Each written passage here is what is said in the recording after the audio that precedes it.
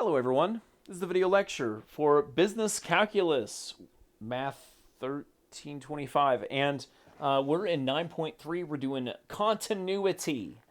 So that means just continuous or not continuous. And so let me show you what continuous, not continuous looks like. This is continuous. Yay, wow. And then this guy here is not continuous. Wow. I'm thinking of that little sound effect that's often used. Anyway, so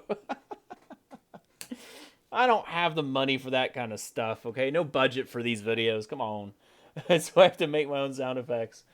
So either you're never picking up your pen, pencil, whatever, or you're picking it up, and that's continuous, not continuous. Now, there's really nothing else lecture-wise to talk about. This is a very fast section. It's very quick. So let's go through these guys together, and we'll learn as we go. So it says f of 2 is equal to 3, and the limit as x approaches 2 of f of x is equal to 3.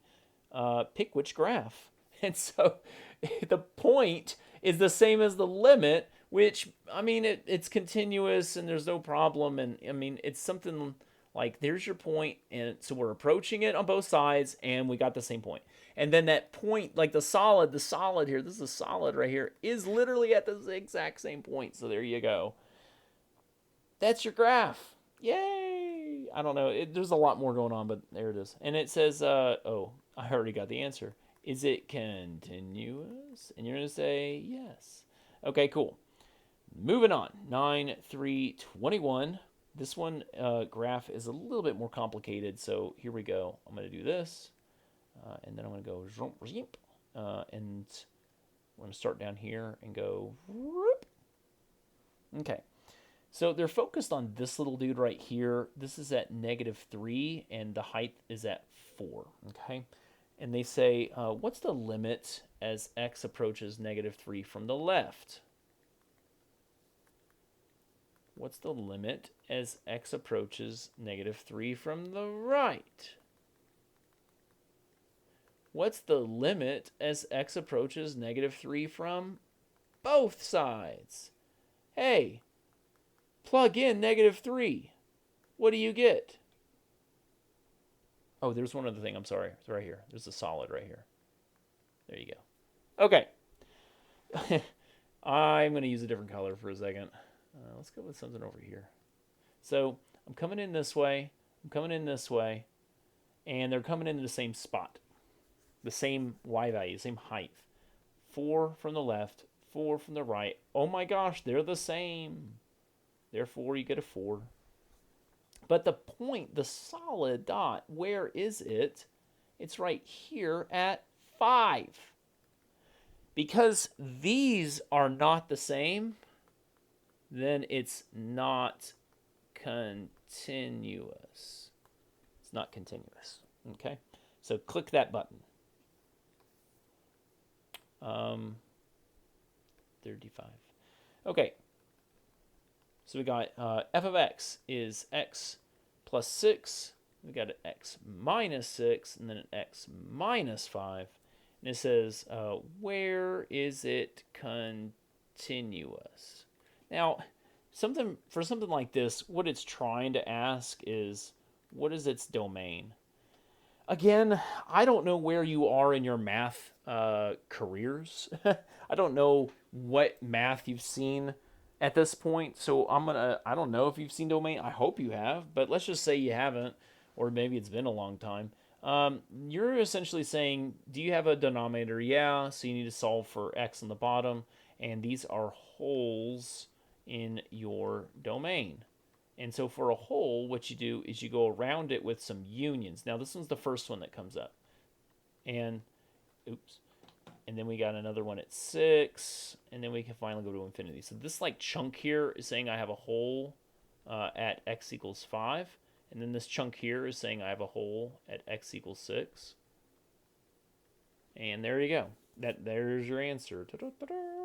It's your domain. I suppose. How is this important for business? I don't know. See, you're a business person, right? That's what you want to do. You want to do business in the end. Is any of this important for business? I don't know, honestly. Some of this, yeah. I think if you think about here, let's just pause for a second. So if you think about it, some crazy math guy in the basement, and that's probably me, brings you the business guy this like cool model and says, look, blah blah blah, profit revenue, blah blah blah, profit price cost this, and you're just looking at it like, what? Well, if you look stupid, then that's not going to be good for the business. So you gotta say, oh yeah, have you tried using this function over here? And then the crazy math guy, me, says, oh wow, that was an awesome idea. Let me go check that out, and I run back down to the basement. So it's important for you to at least know a little bit about what's going on here, and I don't think you got to get like everything down, but at least seeing the basics of how numbers will move, it is important. Okay, and you can impress your boss and say, "I took business calculus." um, okay, so this one says solve, and I was gonna put an upside down explanation, but whatever. Okay, so we go solve, and I wanted to use Desmos. I want to use Desmos for this guy, so I'm gonna pull out Desmos. It's way easier to do Desmos with this guy, because the inequality, you're just saying, hey, when is this greater than 0? And well, bam, it's done. And you just go and zoom in and say, oh, look, it's starting at -8. It's going to 0, and it picks back up at 2, and it goes off until infinity. So there's your answers. I mean, that's it, right? Let me write this down. Let me write this down before we get any crazier here, okay? So I'm going from -8 all the way to 0, and then I'm going from 2 off to infinity. Everything's using parentheses because this is not a bearded alligator. I say bearded alligators because they got the little beard on them. It's not one of these guys because those use the brackets. We're using a regular alligator, so you got the parentheses. Okay, so parentheses for everybody. There you go. We're done. Also, you can see the dashed lines here. That means that it's going to be parentheses. Awesome. Love the answer. It's totally wrong. What? Yeah, you're going to hate me. I'm so sorry. Because I'm going to do that very often through the whole course. So I apologize. This is what my math lab has. What?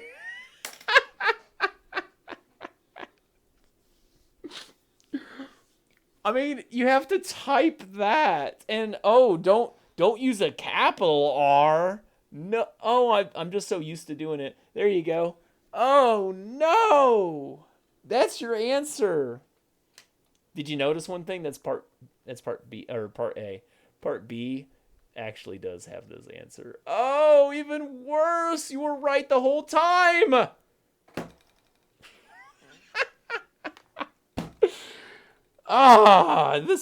It's me. I had to do all this too. I'm doing the homework too. So I have to laugh because it's just sometimes the homework, man, it's not 100%, man. It's not. You'll see me get super frustrated on one or two problems, like not this section, but later. And it's just so frustrating that they don't tell you where you're going wrong. So let's time out for a second before we go to do that next thing. It's like, say this problem here, and you got it wrong. You got it wrong 3 times. You go get it wrong 3 times. You go get it wrong 3 times, and you're like, oh, this is the answer. So then you like start that problem over again, fresh, okay? And then you go back, and you just copy what they did, just, with your own numbers, of course. It's okay to get it wrong so that you can see the format that they're looking at. You know how many times I got these things wrong? I get it wrong, and I'm like, oh, they just wanted it with a comma, or oh, they just wanted it with an equal sign. And it's very frustrating when you're sitting there and you're trying, it's not working. Just get it wrong 3 times. See what they got. It at least is a nice helper guide, okay? And then you can get frustrated like I do, okay? All right, cool. There's my little pep talk. So they're looking for the domain of this. and it's really easy. So the square root means that you're going to have like a start and a stop point, that kind of stuff. But essentially, you're looking for the inside equals 0. And I say this equals 0, so I move the 4 over, square root both sides, and I get plus or minus 2.